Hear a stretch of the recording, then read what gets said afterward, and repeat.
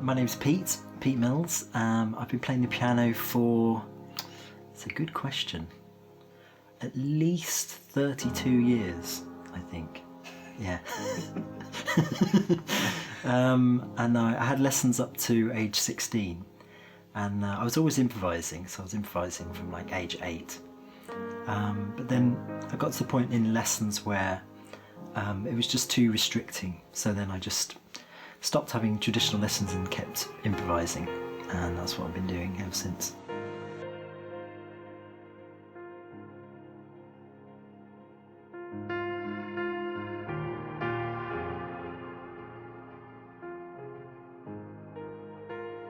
That's a very good question. Well, the thing is with the piano, you've got such a huge dynamic range, so you can effectively play like a whole symphony on it. So you can play really low bass, you can play all the mid-range instruments, all the high-end instruments. But then when you play it yourself, you can just play a whole range of emotions and feelings and a huge amount of expression. So it can be really melancholy, it can be really nostalgic, it can be really dramatic, it can be really joyful, house piano, you know, like rave piano. So yeah, it's just got a fantastic range.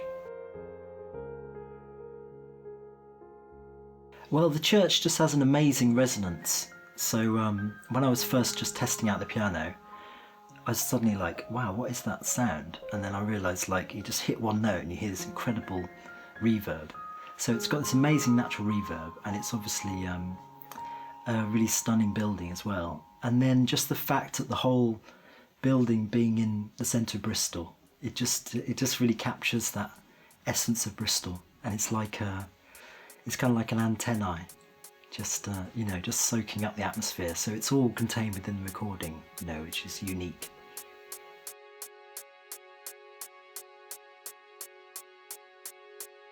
Hi, I'm Daniel Lenzman. I'm a location recording specialist and a producer. In St Mary's Church, I used a Blumline array of some very specialised ribbon mics. They're the BM9 Viking microphones from Extinct Audio. They're excellent, so they have all the warmth of ribbon microphones, but they're made by specialists for digital recording, so you can record very quietly without introducing any unwanted hiss. You can still capture all the detail in the high end, and then matched with a high impedance for digital recording, so you just get an extremely accurate 3D image of the space. I also put in some condensers far away to capture just the reverb, and some small diaphragm condensers close for any detail that you might miss, you know, right at the high end. The piano at my home studio is a Stromanger, which is an old brand from England. I think it was made in London about 100 years ago.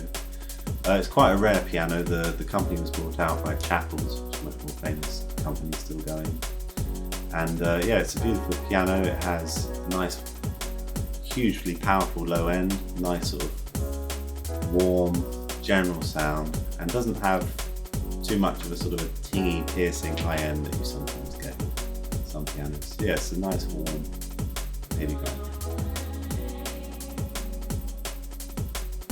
Oh well, helps to have a very good piano player, so it's good to have Pete on board. I think you just want to capture it very naturally.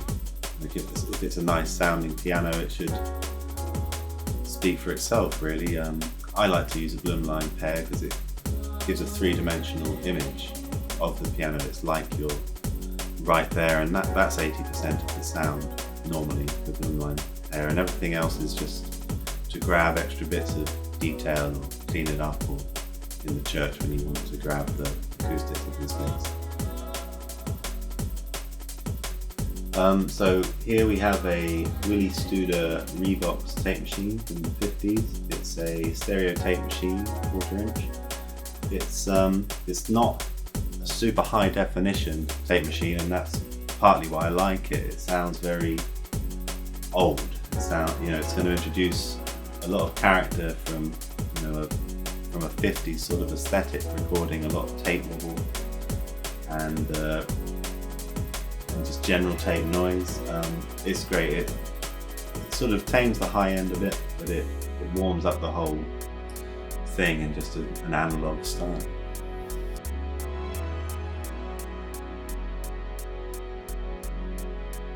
As I was saying about the piano before, with the range of dynamics, you're going to get not just a range of sound, but also a range of feel. So some of them are really emotive pieces, some of them are like really euphoric. There's some really dramatic stuff, there's some really technically difficult stuff, and then you've got a lot of different chords that you can use. So with both the pianos, we've sampled many different chords, so you can chop them up, you can make chord progressions out of them. We've got 7th chords, 9th chords, we've got some more unusual chord progressions. So yeah, we've just tried to cover a lot of ground, but also not just be just too general. Like, it's still quite focused around the drum and bass feel, and it will be really useful for everybody.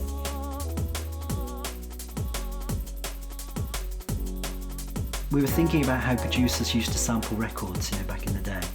So there's loads of little phrases like that people can use that have that really natural sound, from really authentic sound, but much more modern. So people can just go in and just listen to a really big section and just chop out a really nice little phrase from some of the sequences that I've done. And we've also done that ourselves, so I recorded like a long improvisation, and then we've taken the very best bits. So you can use those however you like, and also you can cut out your own sequences. And we've recorded them all very cleanly, so you can process them however you like. You can reverse them, you can pitch them up, you can add reverb, delay. We've recorded reverb tails of the piano, which sound really nice. We've recorded effects of the piano. If you've seen John Cage's prepared piano, but we've done a bit of that as well. So we've hit the strings with chopsticks. We've muted the strings and get really nice harmonics. We've pressed the pedal down to get the reverb tail of the sustain pedal. So yeah, there's some really unique sounds that you can't get anywhere else.